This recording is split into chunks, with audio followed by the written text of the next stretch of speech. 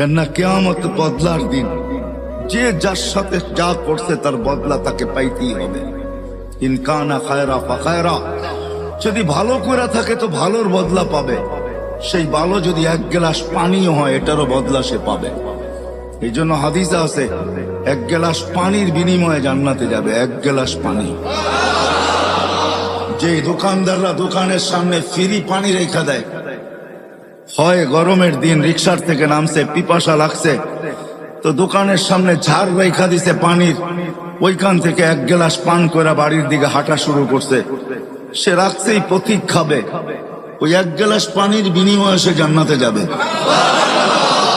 কেননা চিত্র যদিও পানকারী ধারণ করে নাই, বা চিত্র যদিও যে পান করাইছে সেও ধারণ করে নাই।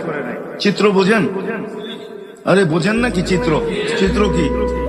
ছবি তুলে রাখে নাই সে, যদিও তার দোকানের ক্যামেরা স্ন্যাপ নিছে, ছবি কালেক্ট করছে, কিন্তু এটা বেশি দিন ছিল না।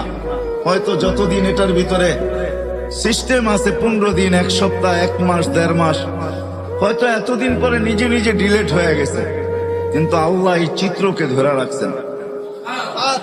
কিয়ামতের দিন যে পান করছে সে যদি জান্নাতে যায়, আর যে পান করাইছে সে যদি না যায়, তো আল্লাহ ওই যে যাবে না, যে পান করাইছে তার সামনে চিত্র তুলে ধরবে আর তাকে দেখায় দিবে, ওই যে যায় বদলা নিলে নিতে পারো।